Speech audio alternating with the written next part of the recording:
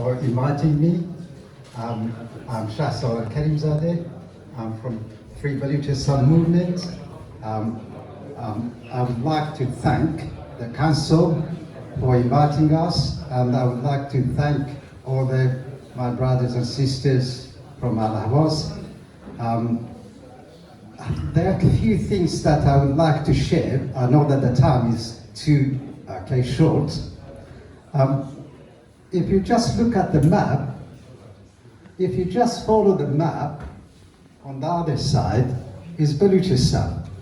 And then, so you've got Balochistan all the way it goes to Karachi. Now, this is really very important part of globe nowadays.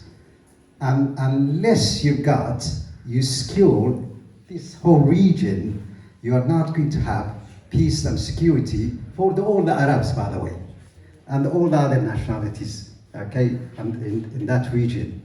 I mean, it's just like all the other brothers and sisters of Arabs on the other side, unless they recognize that with this colonial geopolitical structure that we have, which was created in 1920s, it was just a couple of years after that they occupied Al-Ahwas, Arabistan, they came and occupied Balochistan.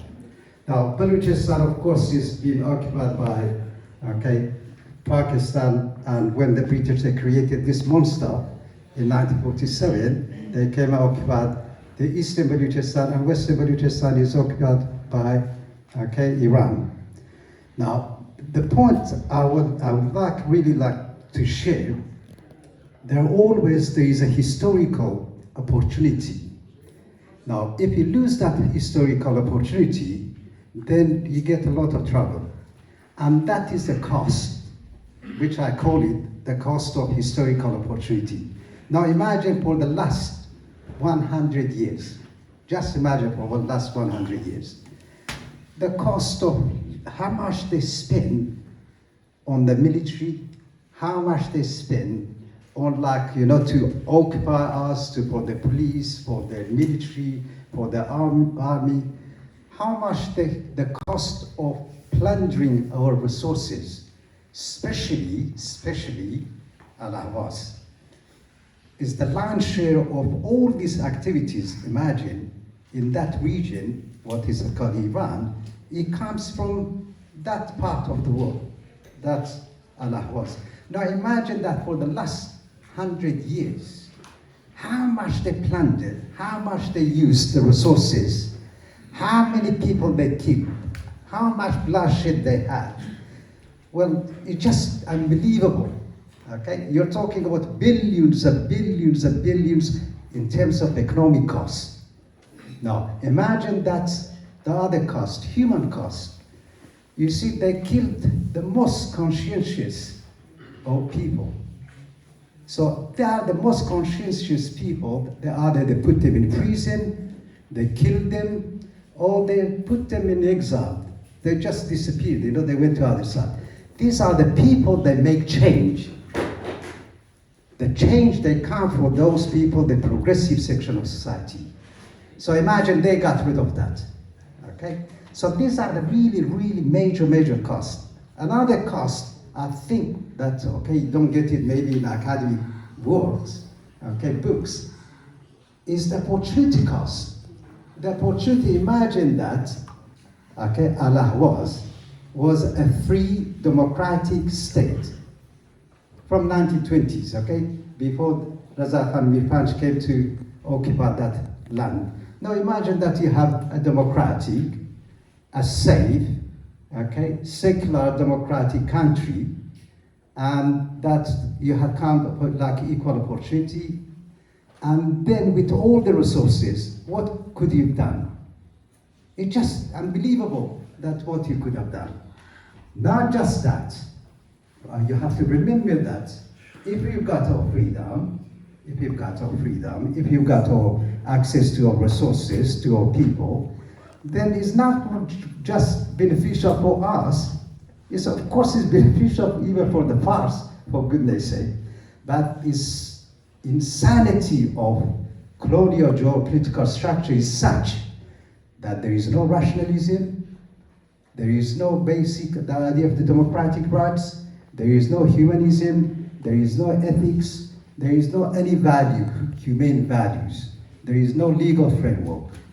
Now, my last point, because I know that we're having a time. Now, you really cannot, okay, I think the language is very, very important. You have to use, okay? This is not up to farce or any other nation to determine what we call ourselves. The language that we use it for ourselves. There is such a thing as colonialism. I mean, colonialism, you cannot get it more naked than colonialism that you have it in Iran or many other countries around, but you cannot get it more than that. So there were sources that imagine that billions, I mean, you just imagine that what they use for the war between Iraq and Iran. And it came mostly, the lion's share came from Al-Ahwaz. And nowadays, remember for the last few days, now the whole globe is in a crisis. The whole globe economically is in crisis. They're really petrified, they're scared. Okay? And the Islamic regime as well, you know, they want to have negotiation. It's not because of Isfahan, it's not because of Shiraz, it's not because of Tehran, it's not because of, I don't know, Mashhad, okay? It's because of Al-Ahwaz.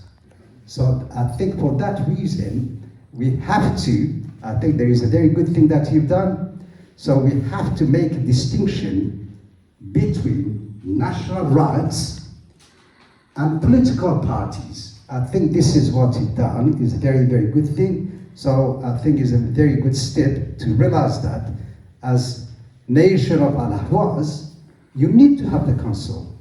And this is our historical opportunity, by the way. This is the opportunity that, okay, we have to get ready. When we are ready, then we can take advantage of the situation. And I think this is the situation that, okay, we have to be ready. Sooner or later, maybe 2 years, 3 years, maybe 6 months. So we have to prepare ourselves to take advantage of the situation. And there is no way, by the way, this colonial geopolitical structure is going to survive. Imagine that Reza Khan when came in 1920s, 1925 in Arabistan. Do you think they thought that one day we come here and we talk about the rights, our rights? No way. So for that reason, okay, I thank you for inviting me. And we share we express our solidarity with Balochistan and the occupation of Pakistan and Balochistan and the occupation of Iran. We are always with you. We've got shared history, we have got shared culture, and we always be together. Thank you so much.